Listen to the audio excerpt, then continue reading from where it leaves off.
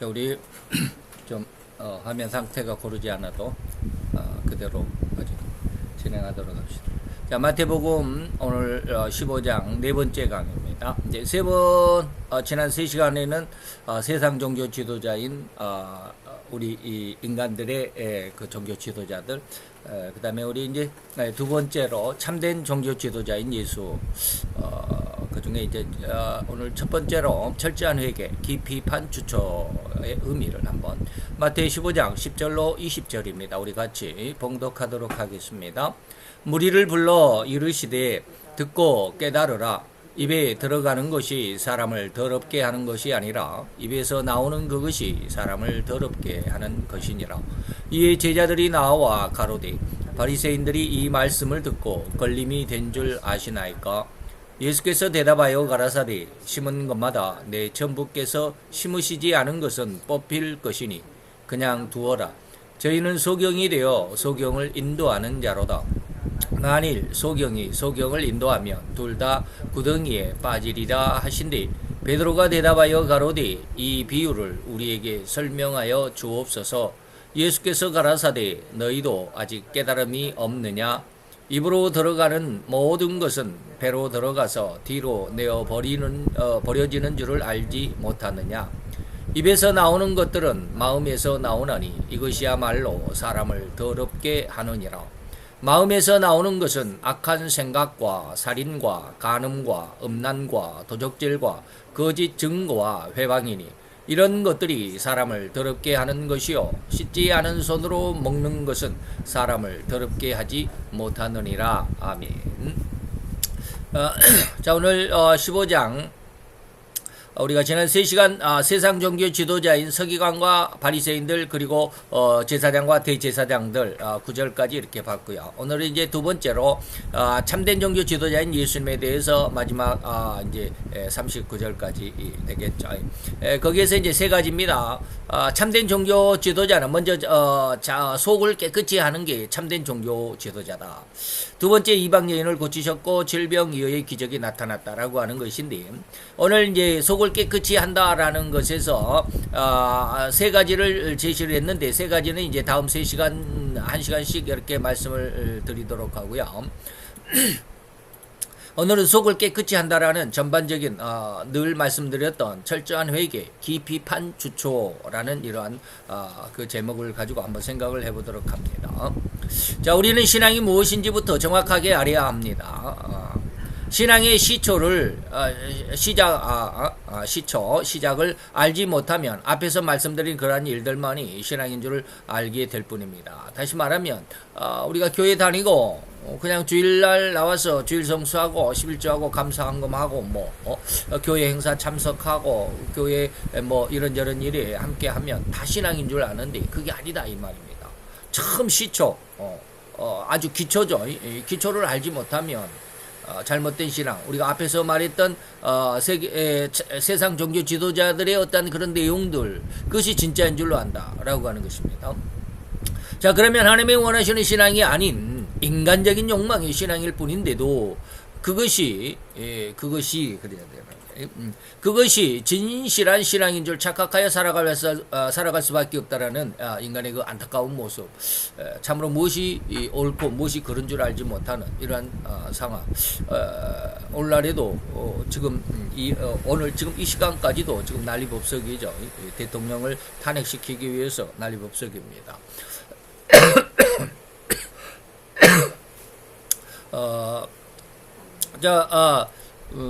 지난 주간 아주 엄청난 시간들이 지나갔죠. 대통령이 3일날 화요일날 비상계엄을 선포를 하고 6시간 만에 해제를 하고 그런 일, 저도 그 상황을 그 뉴스를 접하고 아주 굉장히 짜증이 나고 화가 났어요. 이렇게 제대로 계엄을 하지도 못할 거면서 뭘 이렇게 밤에 계엄을 선포했다가 새벽에 끝낼 거면서 그런 어리숙한 계엄을 뭐하러 했나. 계엄을 하면은 그냥 완전히 박정희 대통령이 하는 것처럼 그렇게 그냥 처음부터 끝까지 쫙 했고 그냥 아주 흉악한 자들 다 잡아놓고 막 그러면 좋았을 텐데 굉장히 화가 났죠. 그러면서 아주 그날 하루 종일 이제 3일날 그래서 이제 4일날 퇴근을 해가지고 하루 종일 밥맛이 없었어요. 내가 무슨 뭐 정치인도 아니면서 나라를 크게 그냥 뭐 우리가 흔히 말하는 애국자의 그런 어떤 반열에도 없으면서 좌우지간 나라가 너무 어려움에 처했다라는 것 때문에 그런데 이제 아침에 퇴근해가지고 너무 답답하니까 화장실에 들어가서 내 얼굴이 어떤가라고 이제 거울을 이렇게 들여다보는데 그때 갑자기 하나님이 말씀을 두 개를 줬어요. 갑자기 다윗이 그 아버지의 양을 치는 뭐 목동의 상황 속에서 하나님 앞에 고백한 것이 뭐냐면 하나님께서 내 양을 사자의 입속에서 구원하셨다라는 그런 말씀이 사무엘상 17장인가요? 있습니다. 그런 말씀을 주시면서 곧바로 로마서 1장의 24절의 말씀 불의로 진리를 막는 자들에게 친히 하늘로부터 하나님께서 징계하실 것이다 라는 말씀을 두 가지를 줬어요. 근데 그게 안 믿어졌어요. 그날은 4일날은 안 믿어지고 그렇게 하고 그랬는데 너무너무 그러면서 이제 그 다음날 이렇게 쭉 시간들 지나가면서 뉴스들을 이렇게 챙겨보면서 하는 말이 대통령의 비상계엄이 진짜 계엄이 아니라 뭔가를 다시 말하면 이번 국회의원들 선거 대통령 선거 이것이 선관위에서 엄청난 비리가 부정사건이 있었다라고 하는 것을 파헤치기 위해서 선관위만 특별하게 핀셋 타켓 거기만 이렇게 딱 집어서 계엄령 왜 그러냐면 선관위는 독립단체이기 때문에 아무리 여기저기에서 감사를 한다 뭘 한다 해도 그 노땡악이라고 하는 그 선관위원장이 있습니다. 절대로 우리는 여기에 정보 제공할 수 없다. 여기 뭐 개입할 수 없다라고 해가지고 정보를 내주지 않았습니다. 그래서 뭐 어떻게 할 수가 없었죠. 그런데 이제 그것을 해결할 수 있는 방안은 비상계엄만이 가능했습니다. 비상계엄은 모든 법을 초월하고 우월에 있거든요. 그래서 선관위 모든 자료를 이제 꺼내왔다라고 이러한 내용도 이렇게 쭉 보면서 하나님께서 사자의 입속에서도 나를 구원하시고 양의 새끼를 구원하시는 그러니까 그 말씀의 의미를 하나님께서 제게 주셨거든요. 99% 멸망하는 그런 상황, 그런 절망감 속에서라도 그 1%의 가능성이 내가 구원하는 것이다. 그런 느낌으로 주셨거든요. 아가리 입 안에서조차도 꺼내 주셨다. 완전히 입만 다물면 꿀꺽 삼키면 끝나버리잖아요. 근데 바로 삼키기 전에 꺼내 주셨다. 엄청난 위기일반. 그 상황에서 구원하신다. 그래서 이제 4일날 5일날 굉장히 마음이 좀 편했죠. 하나님이 이런 뜻이구나. 그래서 하나님이 기도를 응답하셔서 그렇게 해주셨다라는.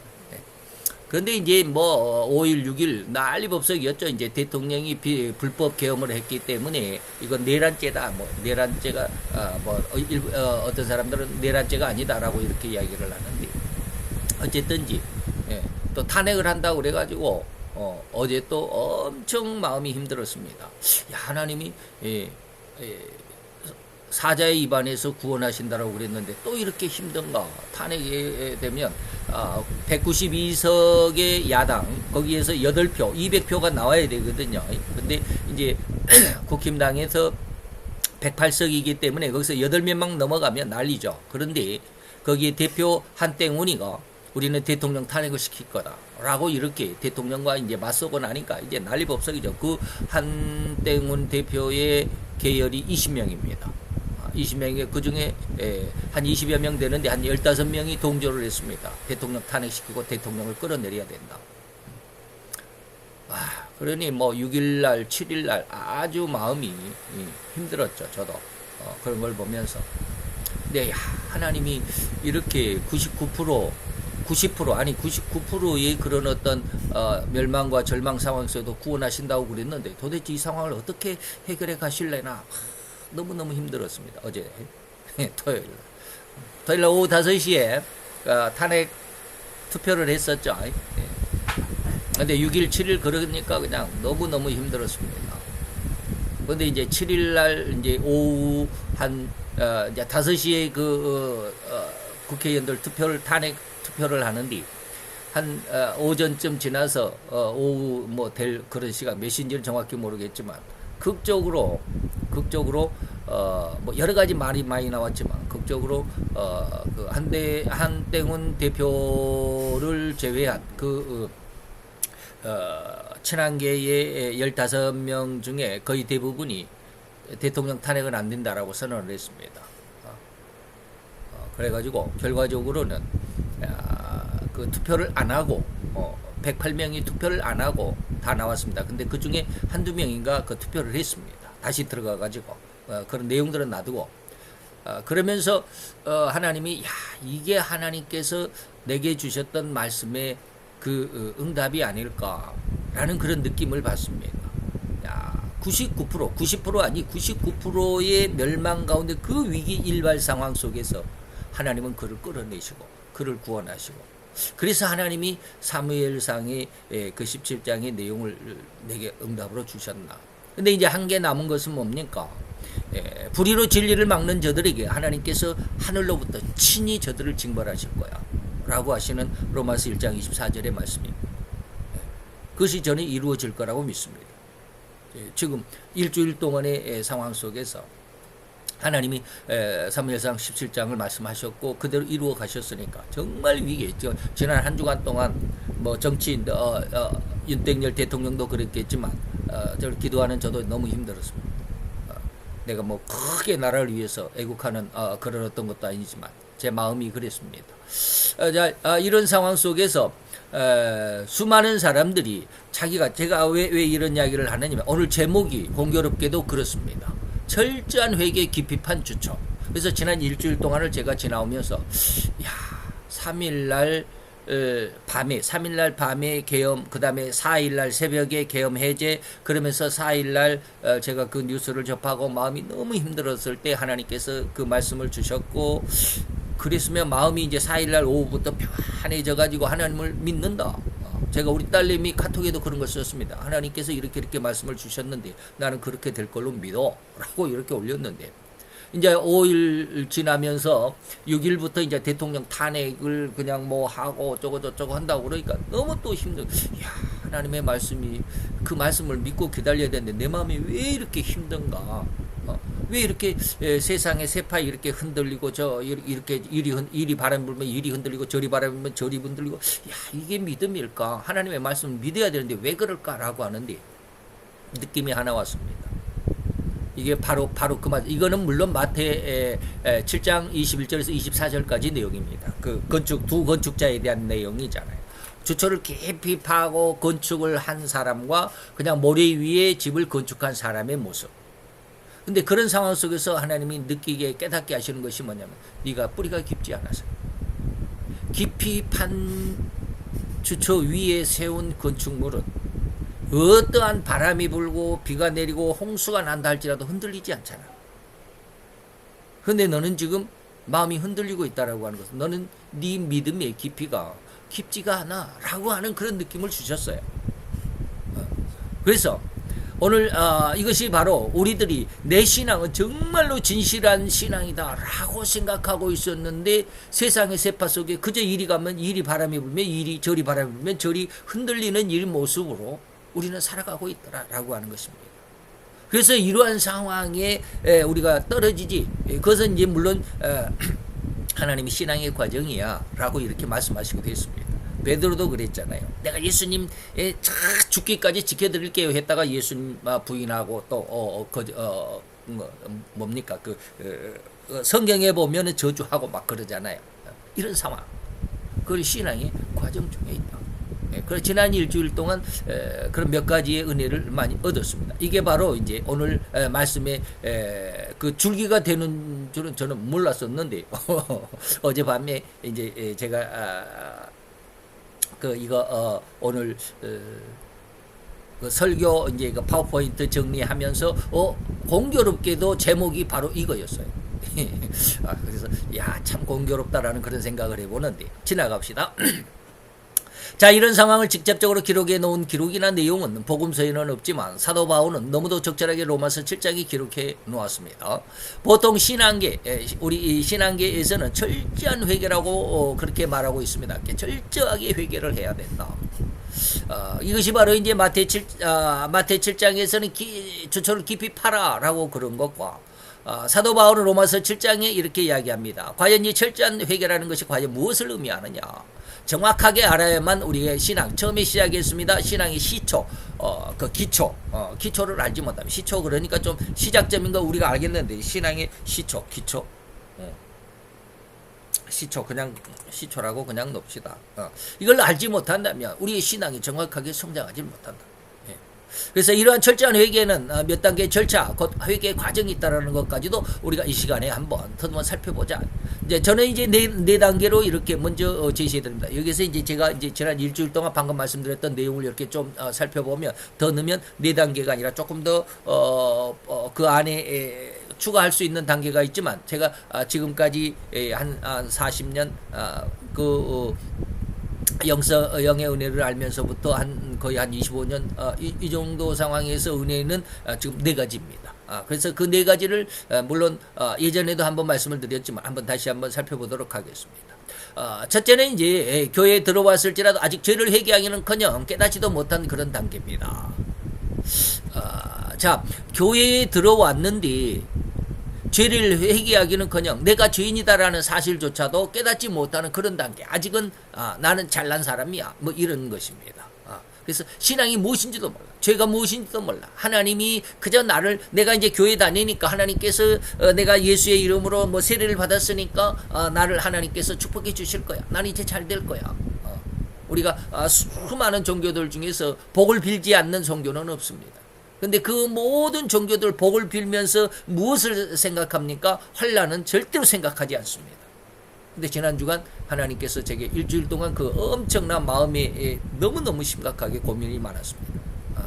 아마 4일, 5일, 이틀간은 거의 밥을 먹지 못했습니다. 4일은 하루 종일 누워 있었습니다. 일을 해야 되는데 일어날 힘도 없었습니다. 뭐 참 희한했어요. 왜 제가 이런 말을 하느냐? 제가 일기에도 그렇게 썼는데 10월 달인가요? 2달 전인가 우리 아들이 아주 비싼 약을 해줬습니다. 한 달에 150만 원짜리, 그러니까 약 한 알에 5만 원짜리 공진단이라고 하는 것을 하나 사줘가지고, 이거 이렇게 비싼 걸 어떻게 돈 아까워서 이거 먹겠냐라고 해가지고 한 달 반을 이렇게 먹었는데, 그 전에는요 몸이 힘들어가지고 피곤해하고 몸이 막 늘어지고 그랬는데, 그걸 한 달 반을 먹고 난 다음에는 그런 걸 느끼질 못했습니다. 지금까지 지금 이제 2달 되어 갔는데, 그래서 참 비싼 약이라 좀 다른가 라고 제 마음속에 그렇게 느끼고 있었는데, 4일날 하루 종일 힘들었습니다. 그래서 약효가 다 떨어졌나 그렇게도 했는데, 그러면서 지난 일주일간 지나면서 하나님이 알게 하신 게 상당히 많았습니다.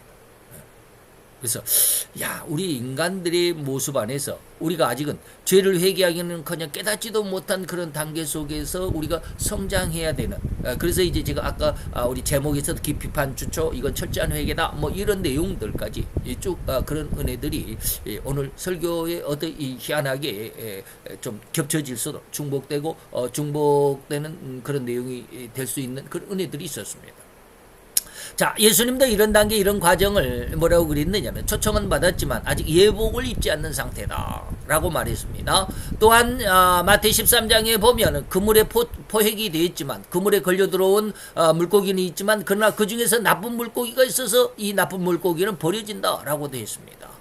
그게 바로 이제 마태 22장 11절로 14절 임금의 아들이 결혼식에 청함을 받았지만 예복을 입지 않음으로 인해서 수족을 결박하여 바깥 어두운 데 내어 던지라 라고 이렇게 말했습니다. 네가 내 초청을 받았으면 예복을 왜 입고 와야지?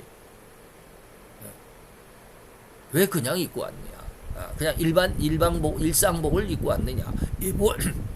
이과에 참 그 희한하죠. 우리나라는 참 예를 중시하는 그런 나라이기 때문에 예복이 좀 있었지만 그러나 서양식 그 결혼식에는 뭐 턱시도 남자들은 뭐 턱시도 입고 그런데 물론 저도 턱시도는 입지는 않았지만 결혼식 때 양복을 입었지만 바로 그런 것이죠. 예복이 있다라고 하는 것입니다. 다시 말하면 하나님께서 우리를 초청하실 때 그 예복이 뭘까요? 철저한 회개다 이 말입니다. 철저한 회개요. 이게 바로 이제 마태복음 7장에서 말하는 주초를 깊이 파야 된다. 그러지 않으면 네 신앙이 흔들린다. 저는 지금까지 그 깊이 판 주초를 무지 많이 말씀을 드렸잖아요.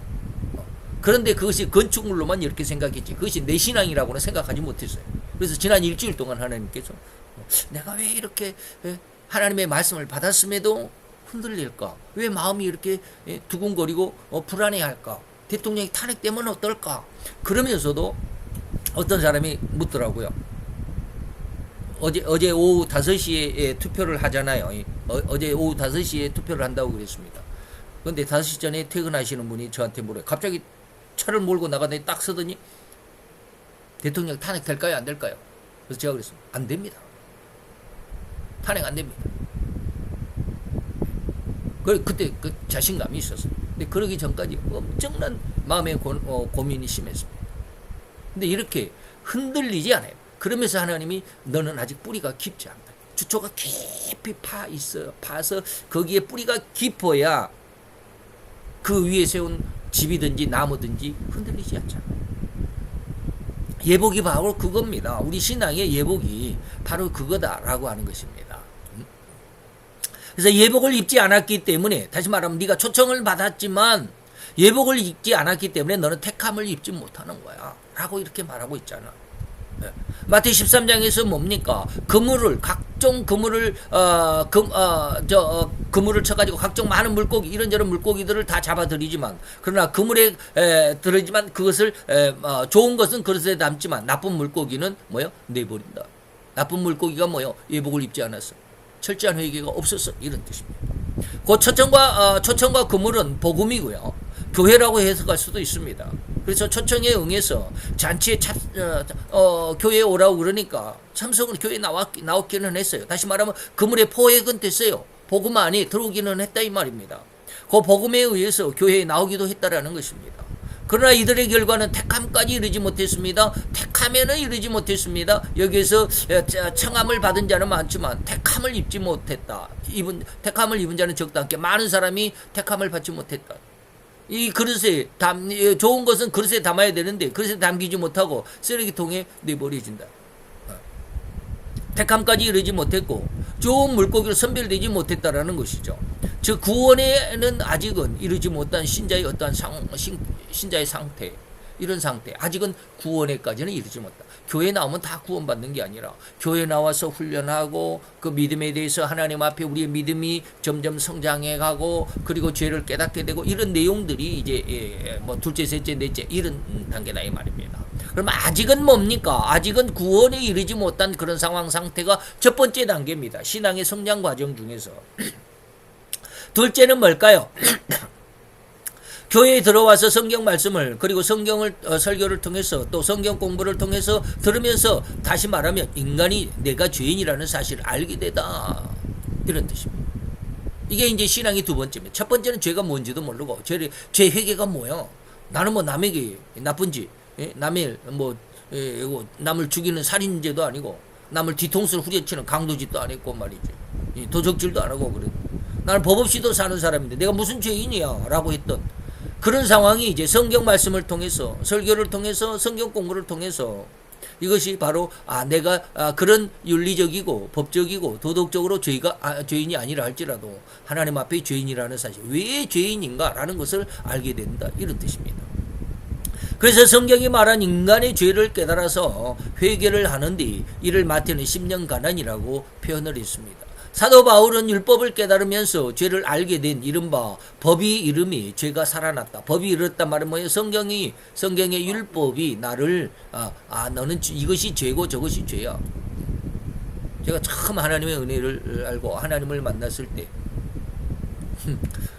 하나님께서 제 마음속에 너 이것도 죄야 저것도 죄야. 아니 그게 왜 죄가 됩니까? 제가 영을 처음에 알게 될 때 하나님께서 그랬잖아요. 제가 한 달 반 이상 거의 2달 가까이를 매일 새벽 기도하는데 새벽 기도에 자리에 앉기만 하면 하나님이 죄를 지적했더라고. 1시간 반씩 기도할 때 1시간 반 내 하나님이 죄를 지적하십니다. 지금은 다 기억은 없지만 그 어마어마한 죄들을 다 지적하십니다. 심지어는 주일학교 때 교사를 하면서 애들을 데려와서 그들을 교육시키고 그들에게 믿음을 심어준다고 설교하고 그들을 또 내보내고 또 주일날 다시 또 데리고 오고 그런 것까지 나는 참 잘했다. 교회에 헌신하고 주일학교에 헌신하고 그랬다. 라는 그런 자신감이 있었는데 그게 죄라는 거예요. 기가 막히죠. 왜 죄가 되는가는 저는 그 앞에 네가 죄다라고 했을 때 거기에 대해서 반문할 수가 없습니다. 왜 죄입니까? 라고 반문할 수가 없습니다. 그냥 죄입니다. 그게 완전히 청결하신 그리고 완전한 사랑이신 그리고 완전히 거룩하신 분의 질문입니다. 그리고 결과입니다. 그 질문이 결과입니다. 그런데 반문할 수가 없습니다. 그러니까 내 마음속에 그게 죄다라는 것이 그냥 긍정이 돼버려요. 너 이것이 죄다. 그럼 그냥 긍정이 돼버려요. 네. 그런데 그 죄를 고백하고 인정하는 그 마음이 제가 죄인입니다 하고 이런 어떤 고통 속에서 이제 그 죄에 대한 대가 그 처벌을 받을 것을 두려워하고 나는 그 죄가 좀 어떻게 좀 이런 거 없습니다. 너무 즐겁습니다. 참 희한하죠. 하나님이 죄를 지적하고 내가 그 죄를 인정을 하고 고백을 하는데 마음은 너무 기쁜 거예요. 그래서 그 1달 반 이상 한 2달 가까이를 매일 하나님이 1시간 반 동안 계속해서 죄를 지적하고 이것도 저것도 그 수없이 많은 죄들을 지적했는데도 너무 기쁜 거예요. 기가 막히죠. 바로 이것이 둘째입니다. 하나님의 법이 이름이 내 안에는 죄가 살아나고 죄가 깨달아지고 이 말입니다. 나는 죽었다. 회개한다. 이런 뜻입니다. 이런 표현한 신앙의 과정, 신앙의 단계입니다. 그래서 로마서 7장 9절에 보니까 계명이 이름이 죄는 살아나고 나는 죽었다라고 하는 것입니다. 그래서 죄가 기회를 타서 계명으로 말미암아 나를 속이고 그것으로 나를 예전에는 이 계명이 이르기 전까지는 죄가 기회를 타서 나를 늘 그 하나님의 이거는 좀 다른 또 길게 설명을 해야 되는데 왜 계명으로 나를 속이냐라고 하는데 이 계명이 보니까 이건 너 죄잖아. 이런 뜻입니다.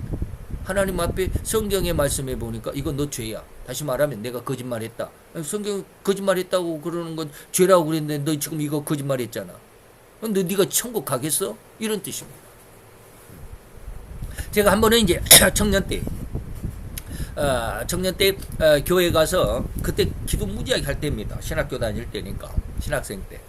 이제 토요일 날 청년 예배를 드리기 위해서 이제 서울에 살다가 교회가 안양에 있어서 안양으로 와가지고 교회 들어가서 이제 맨 뒷자리에 앉아서 앞자리에 손을 딱 걸치고 이제 기도합니다. 기도하는데 갑자기 그러는 거예요. 너 죄인이잖아.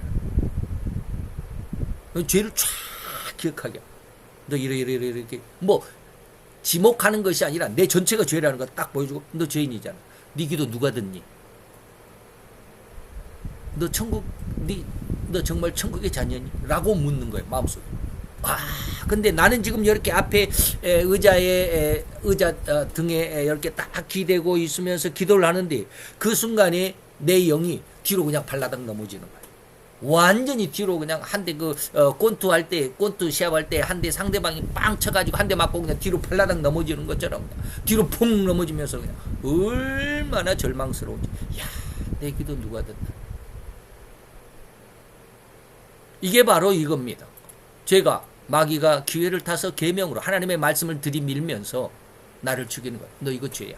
너는 그래서 하나님 앞에 네 기도는 응답이 안 돼. 너는 하나님 앞에 구원받을 수가 없어. 그렇게 실망과 좌절 속에서 교회를 떠나간 사람이 상당히 많습니다. 의외로 많습니다. 이것이 바로 그런 내용입니다. 그래서 계명의 이름이 그러나 그 반대적인 모습에서는 죄가 살아났다. 죄를 깨닫게 되죠. 거기에서 뒤로 발라당 넘어지는 것이 아니라 그리고 나는 죽었다. 회개에 이르게 되더라고요. 이게 두 번째 과정입니다. 이제 성령님이 신자 개인에게 역사하는 계기를 마련한 것이라고도 할 수 있습니다. 물론 첫 단계에서도 성령님은 신자에게 역사하시지만 신자는 결코 이를 알아채지 못합니다. 손에 쥐어져도 모르는 그런 상황. 첫 번째는 내가 무슨 죄가 있어 라고 그랬잖아요. 첫 번째 단계. 이 첫 번째 단계. 교회에 들어왔을지라도 회개는커녕 죄를 깨닫지도 못한 그런 사람. 그렇기 때문에 사도 바울은 이것은 성경이 말한 인간이 죄를 깨달아 회개하는데 이를 뭡니까? 여기죠. 신자는 결코 이를 알아채지 못하고 있다. 성령이 역사해도 몰라요. 내가 왜 죄인이야? 설교 시간에 목사님이 강단에서 죄인이다 라고 말하면 죄를 굉장히 그런 설교는 듣기 싫습니다. 그죠? 처음에 교회 나갔을 때 그런 것 거의 듣기 싫어합니다. 내가 왜 목사님은 그냥 맨날 죄 그리고 죄인이라고만 해야 돼? 제가 그런 경험이 한 번 있었습니다. 전도사 때. 이름은 말씀드리지 않겠습니다. 학생의 전도사라고 했었는데 학생 하나 교회를 잘 나오다가 어느 날 갑자기 저한테 항의를 했습니다. 전도사님, 왜 전도사님은 맨날 죄인이라고 그러고 죄만 이야기하고 회개하라고만 합니까? 이름도 아주 이뻤는데 아마 그 뒤로 안 나온 것 같아요. 그래서 제가 한 사람을 실족시켰는지는 모르지만 죄를 맨날 설교 시간에 죄를 이야기한다고 그래가지고 그렇게 항의하는 학생이 한 사람 있었습니다. 신자는 첫 번째 신앙 안에서는 이거 알지 못합니다. 근데 두 번째에 오면 두 번째 신앙으로 성장하면 그걸 죄를 알게 됩니다.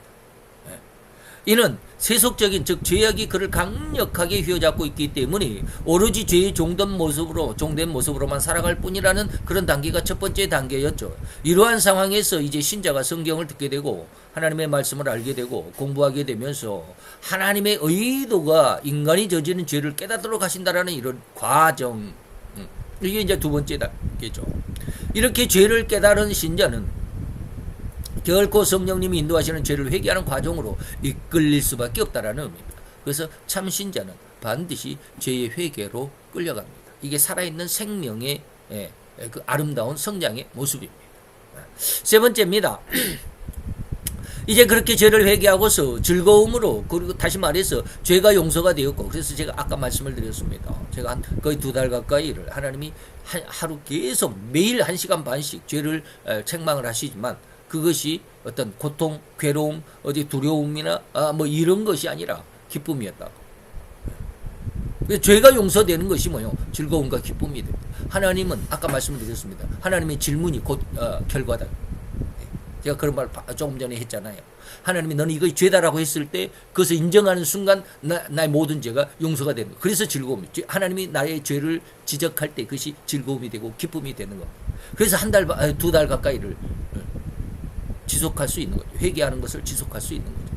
그렇지 않으면 단 한 번만 너 이거 죄야 그러면 당장에 떠나버리잖아요. 천국의 기쁨을 얻은 시간을 보내다가 이제 다시 말하면 이 죄를 깨닫고 죄를 회개하는 이런 과정 속에서 천국의 기쁨, 다시 말하면 심령이 가난하면 천국이 너에게 축복이야 라고 했을 때 이런 천국의 기쁨을 얻는 그런 시간, 너무너무 기쁜 그런 신앙생활을 합니다. 그런데 거기서 이제 세 번째 단계로 성장하게 되면 자신 속에 들어있는 흉악한 죄의 근성을 보게 됩니다.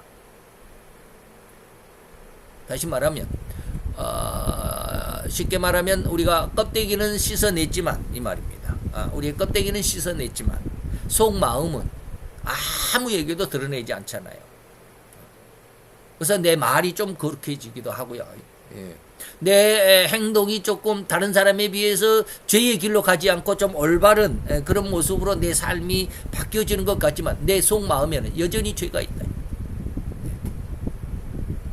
그래서 자신이 속에 들어있는 흉악한 죄의 근성이라고 하죠. 그래서 죄성 제가 늘 말하는 이 죄성을 보게 됩니다. 이를 사도 바울은 마음에 두 법이 있음을 알게 되었다라고도 하고요. 마태는 이것을 애통하게 되는 그런 단계, 그런 시기라고도 했습니다. 사도 요한은 보혜사 위로의 성령님이 성도의 죄를 책망한다라고도 했습니다. 우리 성령이 우리에게 죄를 책망을 2번 합니다. 첫 번째는 뭐예요? 두 번째 단계 속에서 첫 번째는 지적을 해도 모르니까 못 알아들으니까 놔두고, 두 번째는 뭡니까? 죄가 살아나, 법이 이름이 죄가 살아났다. 그리고 나는 죽었다. 회개라고 그랬습니다. 세 번째도 역시 마찬가지입니다. 세 번째는 우리의 심성 속에 있는 성도의 죄를 책망하신다. 누가? 보혜사 위로의 성령.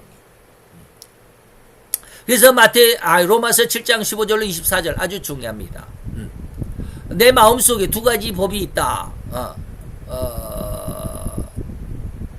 여기 있죠. 18절에. 내 속에 곧 내 육신에 선한 것이 거하지 아니하는 줄을 내가 안다.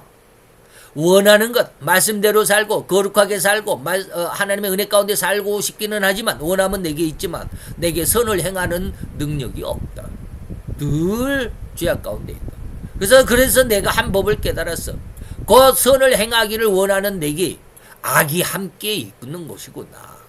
그래서 내 속 사람은 하나님의 법을 늘 즐거워하고 하나님의 말씀대로 찬송도 하고 기도도 하고 하나님 앞에 늘 가고는 싶지만, 내 지체 속에 한 다른 법, 다시 말해 내 마음의 이 다른 법이, 내 마음의 법, 하나님을 섬기는 내 속 사람의 법과 싸워서 내 지체 속에 있는 죄의 법 아래로 나를 사로잡아 온다. 내 육체의 법, 죄의 법으로 끌어내리다. 그래서 지난 일주일 동안 아침에 말씀드렸듯이, 아까 처음에 말씀을 드렸듯이, 하나님의 말씀을 받았으면 그 말씀 속에 내가 자유함을 얻고 평안함을 얻고, 세상이 어떠하든지 하나님은 이번에 이 계엄 사태를 하나님께서 그 옳은 방향으로 끌어가실 거라는 믿음을 가졌다면, 대통령이 탄핵된다라는 그런 어떤 탄핵을 시킨다는 그런 어떤 아주 강력한 저 반대쪽에서의 공격이 온다 할지라도 의연해야 되잖아. 근데 거기에 그냥 또 주눅이 들려가지고 대통령을 또 탄핵을 시킨다고 저놈들이 그렇게 흔들리고 왜 그러느냐? 네 뿌리가 깊지 않아서. 그래서 이것이 뭐예요? 내 지체 속에 있는 죄의 법, 세상을 바라보고 세상을 거부하지 못하는, 세상의 흉흉한 그런 어떤 바람, 세상의 법칙, 이것을 거부하지 못하는 것이 내 마음속에 있기 때문에 그 세상의 법칙 안으로 내가 끌려 들어가더라. 그래서 저도 어제 5시에 탄핵 투표를 하기 이전에 뭐 한 3시, 3시까지는 그냥 정말 골머리를 싸맸습니다. 정말. 내가 뭐 투표하는 것은 아니지만. 그러면서 한땡훈 대표의 친한계파의 15명이 대통령 탄핵을 거부한다. 탄핵돼서는 안 된다.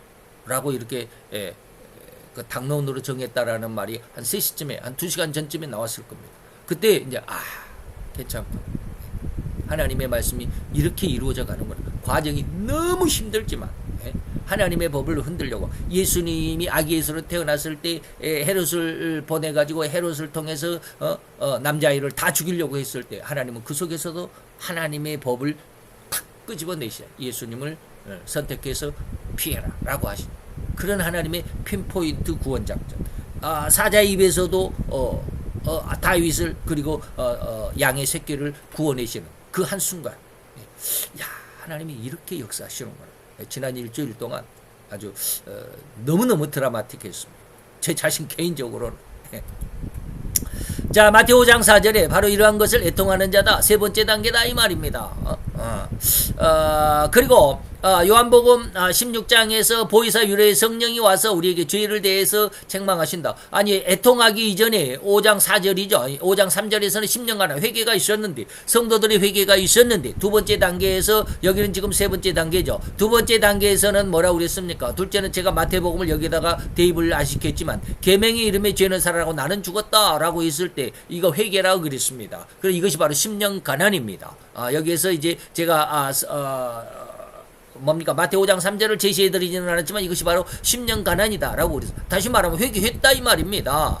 나는 죽었습니다. 회개를 했는데 세 번째에 와서는 또 무슨 회개냐 라고 하는 것입니다. 죄에 대해서 뭐한다? 심판을 책망을 하시리라. 네가 겉으로는 나를 사랑하고 내 말을 따라 순종하지만 너희가 나를 믿지 아니한 그 마음을 내가 책망하는 거야 라는 그런 뜻입니다. 그 마음속에 있는 두 법의 싸움이나 애통이나 죄에 대한 책망은 같은 의미다 라고 해석할 수 있습니다. 그 뒤는 지난 과거의 이제 다시 말하면 껍데기, 아까 제가 껍데기라고 그랬고 속마음이라고 그런 말씀이 있습니다. 껍데기는 뭐예요? 지난 과거, 성령의 역사가 보이사 유래의 성령이 내 마음의 죄를 책망하기 바로 이전까지는 과거의 죄입니다. 그거는 10년 가난으로 10년 가난의 회개로 다 용서가 되는 것입니다. 그런데 이것이 바로 과거의 죄인데 이것은 이미 내가 살아오면서 지어놓은 죄를 책망하시라고 하는데 여기서 말하는 죄에 대한 보이사 유래의 책망은 이런 책망이 아닙니다.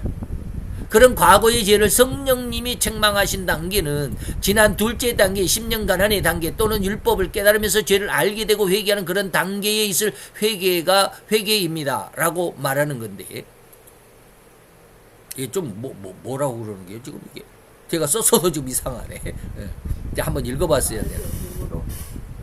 지어놓은 죄를 책망하심이 아닙니다. 이거는 보혜사 위로의 두 번째 책망이 아니라 첫 번째 10년 가난의 책망입니다.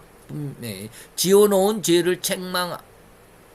이것은 10년 가난이니까 보혜사의 위로의 책망은 이런 죄의 책망이 아닙니다. 첫 번째 죄의 책망이 아니다. 10년 가난의 책망이 과거의 죄를 회개하는 그런 책망이 아닙니다.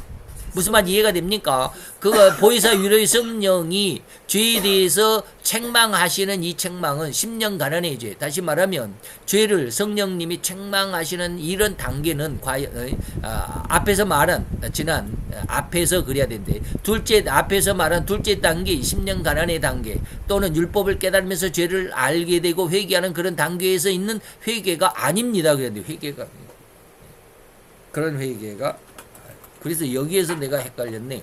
이게 아닙니다. 둘째의 회개가 아닙니다. 그러나 이번 셋째 단계에서는 과거의 죄는 이미 10년 가난으로 다 회개하고 용서를 받았으니까 절대로 남아있지 않습니다. 과거의 죄는 남아있지 않죠. 용서가 다 됐으니까. 그런데 이것과는 전혀 다른 죄일 수밖에 없을 것이고 그래서 이제는 심중에 여기에서 이제 조금 말이 좀 아니기 때문에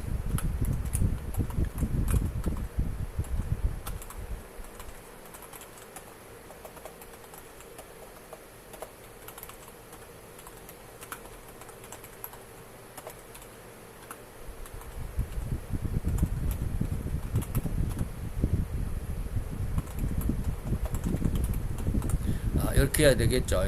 이 말이 빠져버리니까 헷갈리네요. 그래서 앞에 10년간은 이미 다 우리는 이미 과거의 죄는 이미 다 회개했다. 10년간으로. 그래서 용서함을 받았습니다. 그래서 천국을 얻었습니다. 그래서 절대로 우리에게는 이런 과거의 죄는 남아있지 않습니다. 그러나 보혜사 유대 성령님이 죄에 대한 책망과 그런 회개를 요구하는 이런 책망은 전혀 다른 죄일 수밖에 없을 것입니다. 전혀 다른 죄입니다. 그래서 이제는 이것이 바로 바울이 말한 심중에 있는 죄다라고 했습니다. 내 속에 또 다른 법이 있구나, 죄의 법이 있구나라고 하는 것이죠. 이 심중의 죄, 이른바 죄를 지을 수밖에 없는 죄성을 책망하고 회개하는 이런 과정이 바로 이 셋째 단계다라고 이렇게 말씀을 드리는 겁니다. 이해하실 수 있기를 바랍니다.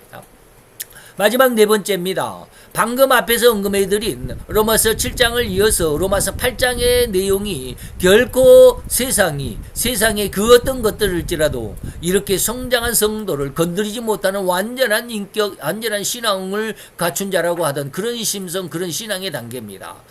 완전한 인격, 이것만 하는 것이야. 완전한 신앙까지를 말했으면 완전한 신앙이고 완전한 인격이라고 여기까지 성장한 자를 이제 네 번째로는 8장에 다시 말하면 8장 여기서는 제시를 안 했습니까? 로마서 8장 1, 2절을 제시를 해놨어야 되는데 죄송합니다. 여기서 제가 8장 1, 2절을 제가 여러분들에게 제시를 해드려야 되겠네요. 여기 왜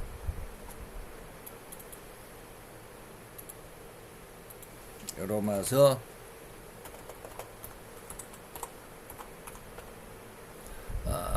이거를 제가 제시를 해드려야 되겠습니다.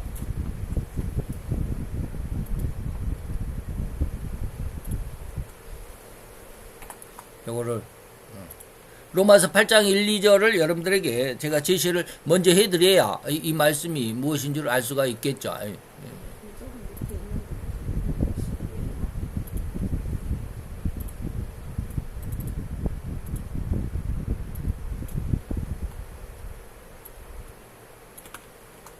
자, 봅시다.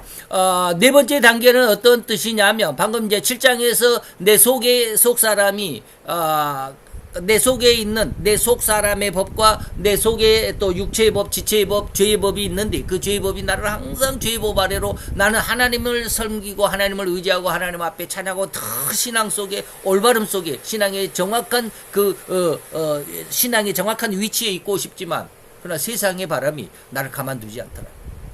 그래서 뿌리가 깊지 않으면 이 세상의 바람이 불고 비가 내리고 홍수가 나면 무너지게 된다. 흔들리게 된다. 그런데 로마서 8장까지 와보면 이제는 뭡니까? 이제는 이렇게 성장한 성도를 건드리지도 못하는 완전한 인격, 완전한 신앙을 갖추게 된다. 이게 바로 이런 심성을 뭐라고 그러느냐면 저는 이제 영성인이다 라고 말합니다. 그래서 이제는 그리스도 예수 안에 있는 자에는 결코 정죄함이 없어요.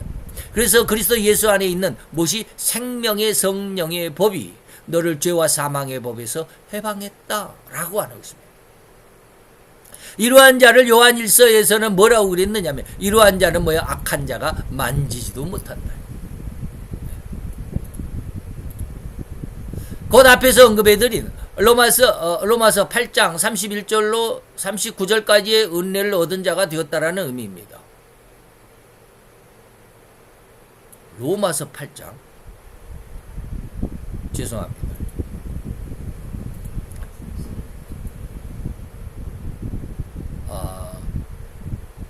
저를 만지지도 못하는 자들, 세상에, 하나님의 손 안에 있는 자는 세상에 어떠한 것도 가난함이나 부족함이나 이런 것들 쭉 있습니다. 한번 읽어볼까요?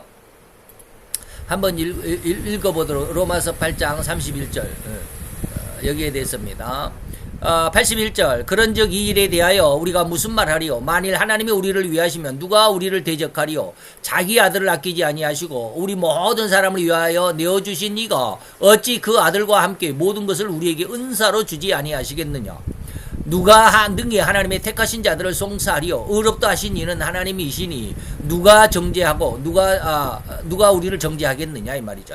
죽으실 뿐 아니라 우리를 위하여 십자가에 죽으실 뿐 아니라 다시 살아나신 이는 그리스도 예수시니 그는 하나님의 우편에 계신 자요 우리를 위하여 능히 간구하시는 자시니라. 누가 우리를 그리스도의 사랑에서 끊으리요? 환난이나 공고나 핍박이나 기근이나 적신이나 위험이나 칼이랴.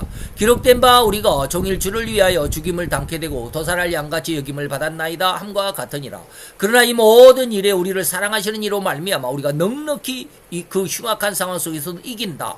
내가 확신하노니 사망이나 생명이나 천사들이나 권세자들이나 현재일이나 장래일이나 능력이나 높음이나 깊음이나 다른 아무 피조물이라도 우리를 우리 주 예수 그리스도 안에 있는 하나님의 사랑에서 끊을 수 없다 라고 말하는 바로 이러한 은혜를 얻는 자가 되었다. 네 번째 단계가 이겁니다. 그래서 로마서 8장은 그냥 쉬운 장이 아닙니다.